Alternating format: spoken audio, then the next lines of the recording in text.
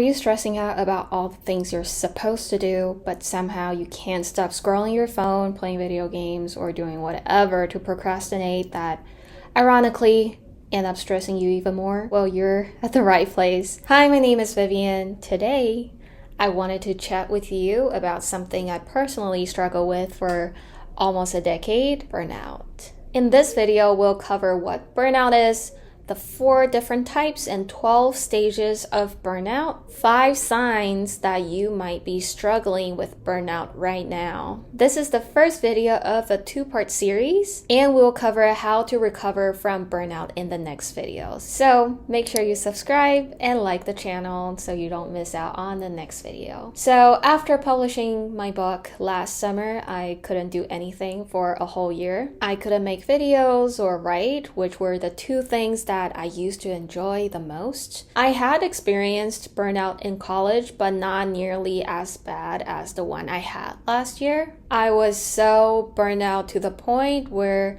I developed depression, daily panic attacks, and suicidal thoughts. And it's not the worst part yet, because I've had those before. I'm not proud to say this out loud online, but I was so burnt out to the point where I had to rely on medications and substances to finish writing my book while maintaining a baseline performance at my day job. I will share more about how I got to that point later in this video, but first, what is burnout?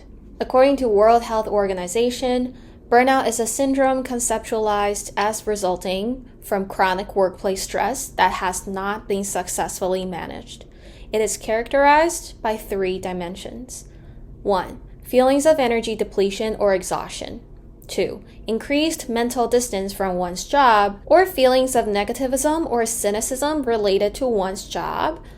3. Reduced professional efficacy. Burnout refers specifically to the phenomena in the occupational context and should not be applied to describe experiences in other areas of life. That was the definition from WHO, although I disagree with the last part where it says burnout is only for occupational context. I believe people can get burnout from childcare or taking care of a sick family members. Yeah, I think burnout definitely happens outside the workplace. So according to WebMD, there are 4 types of burnout.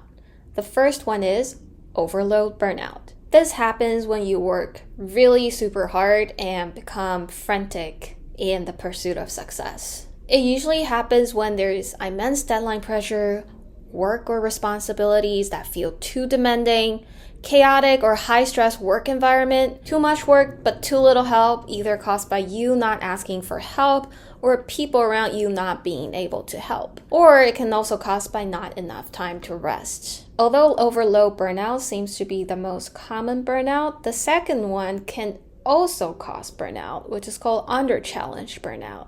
So this happens when you feel underappreciated and bored. Maybe your job doesn't provide enough learning opportunities or room for professional growth. If you constantly feel under-challenged or bored at your job, you might start distancing yourself from your coworkers and your job and becoming cynical and avoiding responsibilities.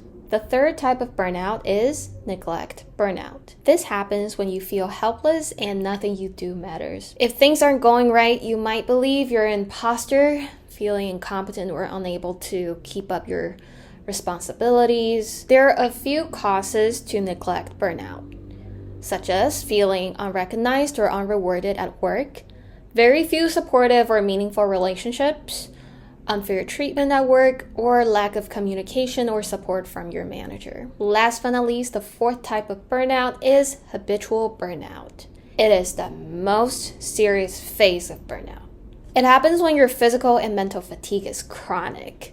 Sometimes you can cross over into depression and suicidal thoughts like I did. It's very crucial to seek help if you are experiencing habitual burnout. You might wonder, how does one even end up in habitual burnout? Because the first 3 sounds pretty terrible. Well, burnout doesn't happen overnight. It develops over time, and it's very hard to notice and realize it's happening at first. It's similar to boiling a frog slowly. In the beginning, you thought you were just a little stressed. There's no big deal. You'll feel better in a few days.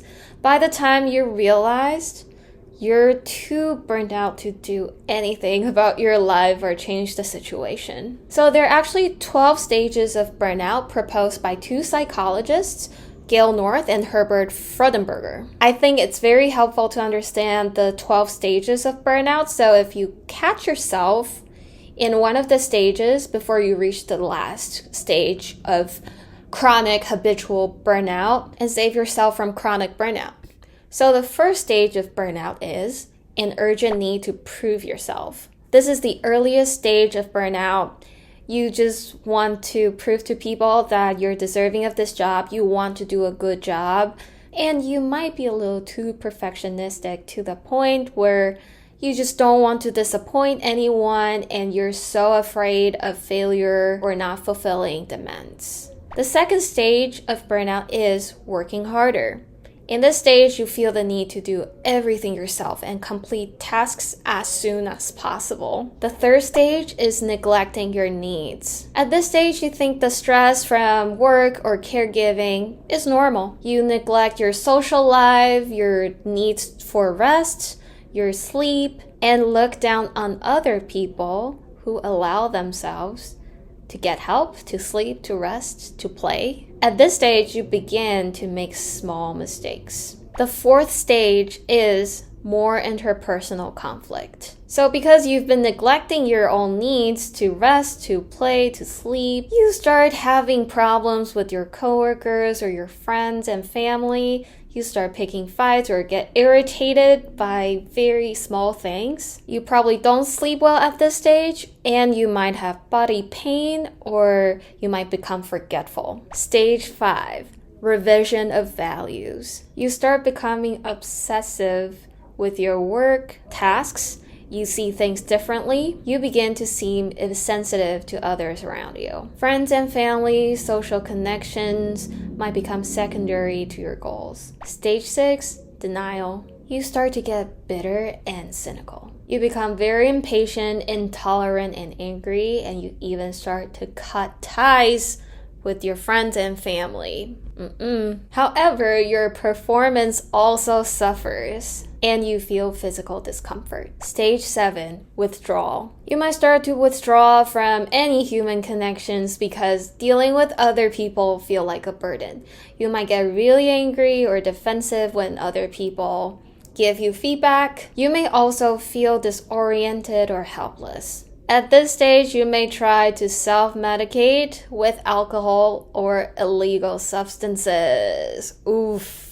Stage 8, behavioral changes. At this stage, apathy sets in and nothing else matters anymore. You start to avoid responsibilities and not keeping up with your job or the things you're supposed to do. Stage 9, depersonalization. You lose your sense of self and your self-identity at this point, and you see yourself as a work machine and nothing more. You see yourself only as the vessel through which job responsibilities and tasks get done. At this stage, your life feels meaningless and you begin to neglect your health. Stage 10, feeling empty. Exhaustion, anxiety, and panic set in this stage. Stage 11, despair. You may have feelings of self-hatred or depression coupled with suicidal thoughts. Stage 12, total burnout. This is the last stage where your emotional and mental and physical health kind of collapse all together and you need to seek help immediately. Considering my personal experience, I think the 12 stages of burnout is pretty accurate. For me, when I signed the book deal in 2022, I really wanted to prove myself that I'm deserving of a book deal because it's such a great opportunity. Who wouldn't want to write a book?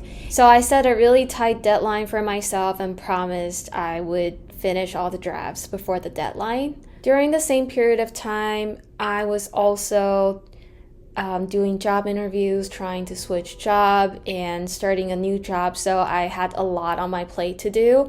So I worked really hard at that time.